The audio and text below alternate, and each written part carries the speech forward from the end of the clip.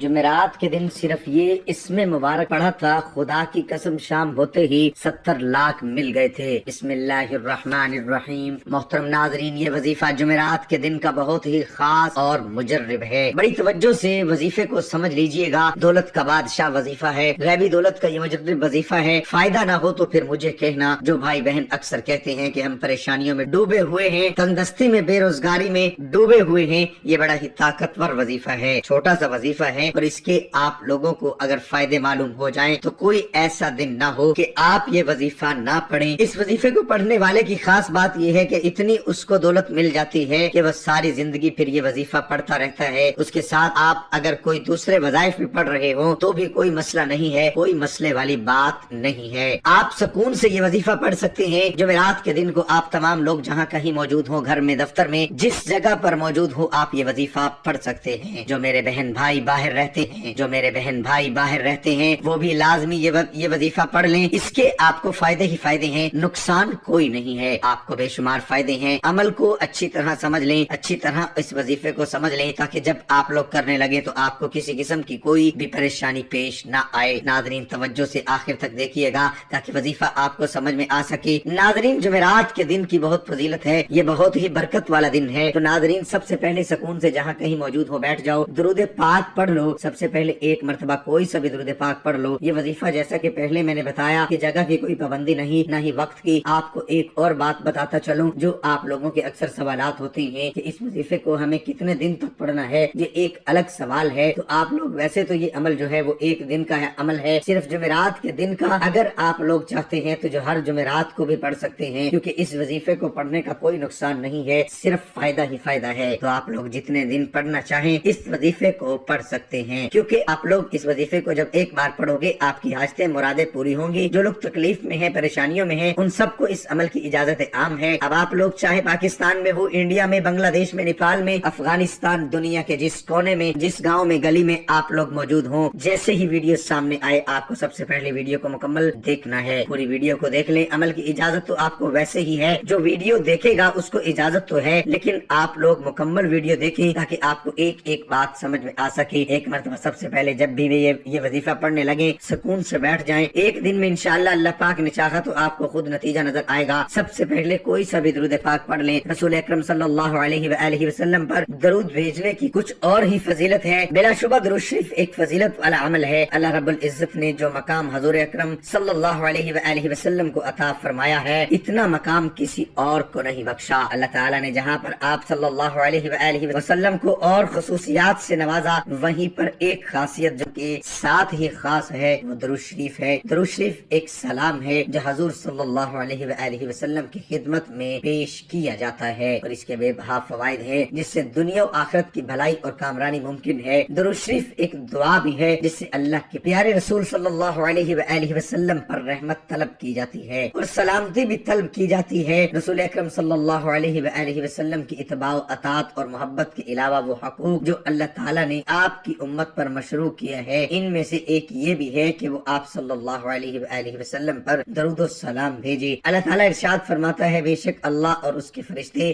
نبی پر درود بھیجتے ہیں، اے ایمان والو تم بھی ان پر درود و سلام بھیجو۔ حدیث میں ہے کہ نبی اکرم صلی اللہ علیہ وآلہ وسلم نے ارشاد فرمایا، جمعرات اور جمعہ کثرت سے درود پڑھا کرو، جو ایسا کرے گا تو میں قیامت کے دن اس کی شفاعت کروں گا۔ سیدنا عبداللہ بن مسعود رضی اللہ تعالی عنہ سے مروی ہے کہ رسول اکرم صلی اللہ علیہ وآلہ وسلم نے فرمایا، قیامت کے دن سب سے زیادہ وہ لوگ ہوں گے جو سب سے زیادہ مجھ پر درود بھیجتے ہیں۔ ایک سائل حضرت علی رضی اللہ تعالی عنہ کے پاس آیا اور عرض کی کہ مجھے کچھ دیجئے، میں تنگ دست ہوں۔ حضرت علی رضی اللہ تعالی عنہ کے پاس اس وقت دینے کے لیے کوئی چیز نہ تھی۔ آپ نے 10 بار درود پڑھ کر سائل کی ہتھیلی پر پھونک مار کر فرمایا، ہتھیلی بند کر دو۔ سائل نے باہر جا کر دیکھا، ہتھیلی کھولی تو سونے کے دیناروں سے بھری پڑی تھی۔ سیدنا ابو ہریرہ رضی اللہ تعالی عنہ کہتے ہیں کہ رسول اکرم صلی اللہ علیہ وآلہ وسلم نے فرمایا، میری قبر کو عبادت گاہ نہ بناؤ اور مجھ پر درود بھیجو، بلا شبہ تمہارا درود مجھ تک پہنچتا ہے چاہے تم جہاں رہو۔ ابو داؤد سیدنا علی ابن طالب رضی اللہ تعالی عنہ سے روایت ہے کہ رسول اکرم صلی اللہ علیہ وآلہ وسلم نے فرمایا، حقیقی معنوں میں بخیل وہ شخص ہے جس کے پاس میرا نام کا تذکرہ ہو لیکن اس نے مجھ پر درود نہیں بھیجا۔ حضرت عبداللہ بن مسعود رضی اللہ تعالی عنہ سے روایت ہے کہ رسول اللہ صلی اللہ علیہ وآلہ وسلم نے فرمایا، جو شخص مجھ پر بکثرت درود شریف پڑھتا ہے، قیامت کے روز وہ سب سب سے زیادہ میرے قریب ہوگا، اس لیے ہر مسلمان کے روز وہ سب سے زیادہ میرے قریب ہوگا، اس لیے ہر مسلمان کے لیے ضروری ہے کہ رسول اکرم صلی اللہ علیہ وآلہ وسلم کا نام مبارک سن کر کم از کم صلی اللہ علیہ وآلہ وسلم کہے۔ سب سے پہلے جب وظیفہ پڑھنے لگے تو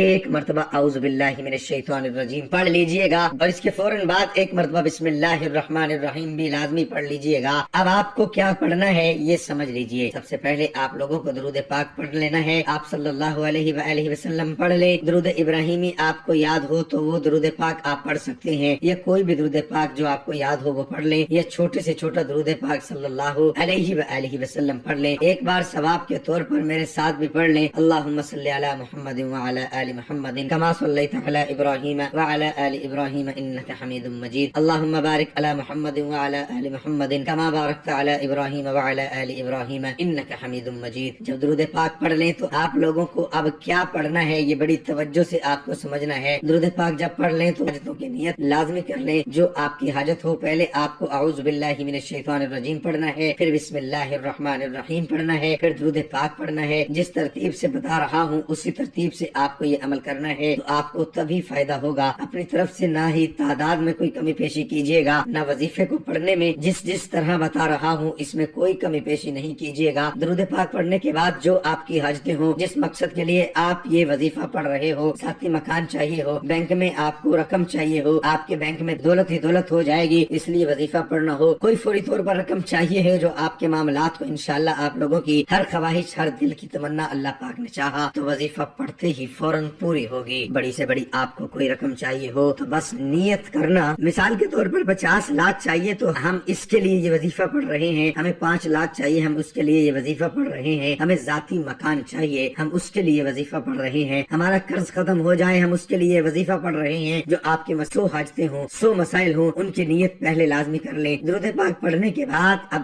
آپ حاجتوں کی نیت کر لیں۔ اب آپ کو کیا کرنا ہے یہ بات آپ بڑی توجہ سے سمجھ لیجئے۔ سب سے پہلے آپ تمام ناظرین کو تیسرا کلمہ پڑھ لینا ہے، ایک مرتبہ تیسرا کلمہ پڑھیے گا۔ میرے بھائیوں میری بہنوں، اب عمل جو ہے وہ پوری ترتیب سے سمجھیے گا۔ ابھی آپ کو پورا عمل سمجھنا ہے تاکہ آپ لوگوں کو وظیفہ پڑھنے میں وقت کوئی بھی پریشانی نہ آئے۔ جب تیسرا کلمہ پڑھ لیں اس کے بعد آپ لوگوں کو استغفر اللہ پڑھ لینا ہے، استغفر اللہ استغفر اللہ استغفر اللہ آپ لوگوں کو 11 مرتبہ پڑھ لینا ہے۔ جب 11 مرتبہ استغفر اللہ پڑھ لیں، اللہ سے اپنے گناہوں کی توبہ کرتے رہا کریں، کیونکہ استغفار ہر طرح کی طاقت و قوت کی زیادتی کا ذریعہ ہے۔ ارشاد باری تعالیٰ ہے، اے میری قوم کے لوگوں، تم اپنے پالنے والے سے اپنی نقصیروں کی معافی طلب کرو کہ جناب میں توبہ کرو تاکہ وہ برسنے والے بادل تم پر بھیج دے اور تمہاری طاقت پر اور طاقت و قوت بڑھا دے اور تم جرم کرتے ہوئے رو گردانی نہ کرو۔ آج ہم گناہوں کے سمندر میں غرق ہیں، قدم قدم پر رب کریم کی نافرمانی کر رہے ہیں، ہماری صبح ہماری شام ہماری رات معصیتوں سے آلودہ ہے، نفس و شیطان کے چنگل میں پھنس کر ہم اپنے رحیم و مہربان پروردگار کے بغاوت کے مرتکب ہو رہے ہیں۔ دنیا کی محبت نے ہمیں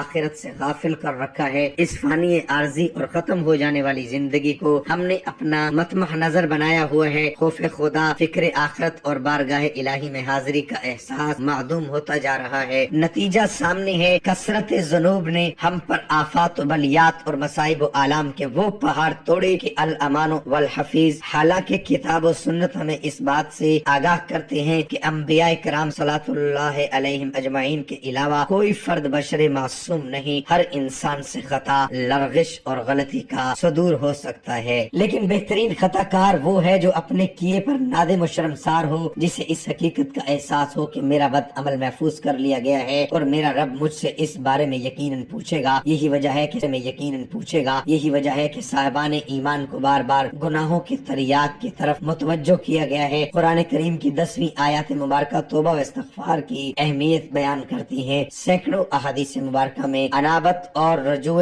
اللہ پر روشنی ڈالی گئی ہے۔ ایسا نہ ہو کہ بندہ گناہ کا ارتکاب کرنے کے بعد مایوس و پریشان ہو جائے، بلکہ کتاب میں مبین میں خطا کاروں کے واسطے صاف صاف اعلان کر دیا گیا ہے۔ اللہ کی رحمت سے نہ امید نہ ہو، پھر سچے دل سے استغفار و توبہ اور باری تعالیٰ کے سامنے اقرار معصیت کی خیر و برکات دونوں جہانوں میں نصیب ہوتی ہے۔ ایک حدیث مبارکہ میں جناب رسول اللہ صلی اللہ علیہ وآلہ وسلم نے ارشاد فرمایا، جو کوئی استغفار کو لازم پکڑے، اللہ تعالیٰ اس کے لیے ہر تنگی میں آسانی، ہر غم سے دوری کا سامان پیدا فرمائیں گے اور اسے ایسی ایسی جگہ سے رزق عطا فرمائیں گے جہاں سے اس کا گمان بھی نہ ہوگا۔ دوسری حدیث مبارکہ میں میں ارشاد فرمایا گیا قیامت کے روز جو شخص اپنے نامہ اعمال میں استغفار کی کثرت پائے اس کے لیے خوشخبری ہے۔ تو ناظرین، سب سے پہلے درود پاک پڑھنا ہے۔ درود پاک پڑھنے کے بعد 1 مرتبہ تیسرا کلمہ پڑھنا ہے اور اس کے بعد 11 مرتبہ استغفار پڑھ لیں۔ اس کے بعد حدیث کی کتابوں میں ایک دعا آتی ہے، یہ دعا اللہ تعالیٰ کو بہت پیاری لگتی ہے اور پڑھنے والا بھی میرے رب کے خاص بندوں میں شامل ہو جاتا ہے۔ اس دعا کے پہلے فائدے سن لیں،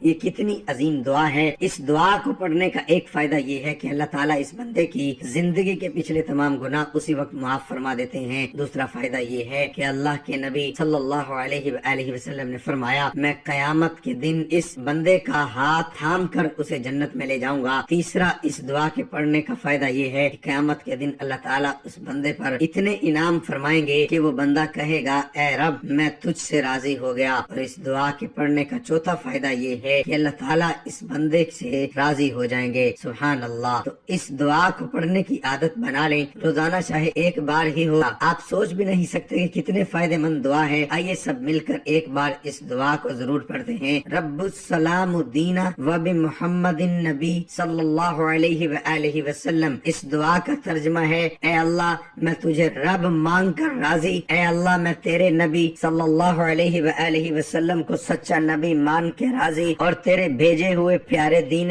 اسلام کو سچا دین مان کے راضی۔ اللہ اکبر، کتنا پیارا ترجمہ ہے اور کتنی بہترین دعا ہے۔ تو اس دعا کو یاد سے روزانہ ایک بار ضرور پڑھ لیجئے گا، انشاءاللہ دل میں بڑا سکون اور دل بڑا منور ہوگا اور کائنات کا رب اس بندے سے راضی رہے گا۔ اس دعا کو پڑھنے کے بعد اللہ تعالیٰ کا ایک نام یا مجیبو 111 مرتبہ پڑھ لیں۔ اس کے بعد وہی درود پاک پڑھ لیں جو وظیفے کی شروع میں پڑھا تھا۔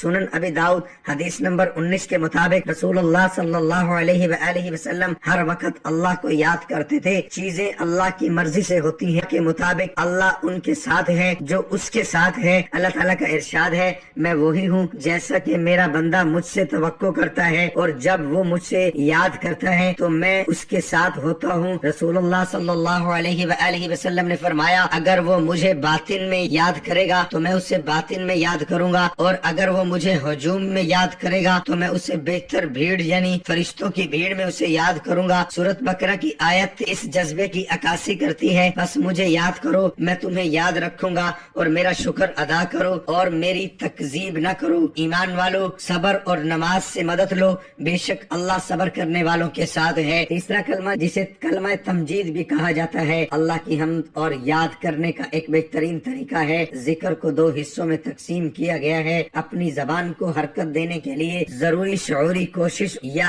آپ کے دل پر اثر ڈالنا۔ جامعہ ترمذی کہتے ہیں، اللہ کو یاد کرنے کا ثواب ملے گا، جو شخص ایک حرف پڑھتا ہے اس کو اس کا ثواب اور 10 گنا ثواب ملتا ہے۔ یہ بھی کہ اعمال کا فیصلہ محرکات نیا سے ہوتا ہے، لہذا ہر ایک کے پاس وہی ہوگا جو اس کا ارادہ ہے۔ تیسرا کلمہ یاد کرنے کا مقصد دوستوں، خاندان والوں یا اس جیسے کسی کو متاثر کرنا نہیں ہے، بلکہ اللہ سبحانہ و تعالیٰ کے لیے آپ کی لگن کی نمائش کے طور پر یاد رکھنا ہے۔ دارالسلام نے سنن نسائی 924 میں حسن کی سند سے روایت کی ہے۔ ابن ابی اوفا رضی اللہ عنہ کہتے ہیں کہ ایک آدمی نبی اکرم صلی اللہ علیہ وآلہ وسلم کے پاس آیا اور کہا، میں قرآن کا کچھ نہیں سیکھ سکتا، مجھے کوئی ایسا کام سکھا دیں جو میں قرآن پڑھنے کی بجائے کہہ سکوں۔ آپ صلی اللہ علیہ وآلہ وسلم نے فرمایا، کہو سبحان اللہ والحمد للہ ولا الہ الا اللہ واللہ اکبر ولا حول ولا قوت الا باللہ العلی العظیم۔ اللہ سب سے بڑا ہے اور اللہ کے سوا کوئی طاقت نہیں ہے۔ بخاری 7386 میں رسول اللہ صلی اللہ علیہ وآلہ وسلم کا ارشاد ہے کہ اللہ تعالیٰ صلی اللہ علیہ وآلہ وسلم کا ارشاد ہے کہ اللہ تعالیٰ تمام دعاؤں کے قریب اور قبول کرنے والا ہے، اور وہ لا حول ولا قوت الا باللہ پڑھنا جنت کے خزانوں میں سے ایک خزانہ ہے۔ ہم رسول اللہ صلی اللہ علیہ وآلہ وسلم کے ساتھ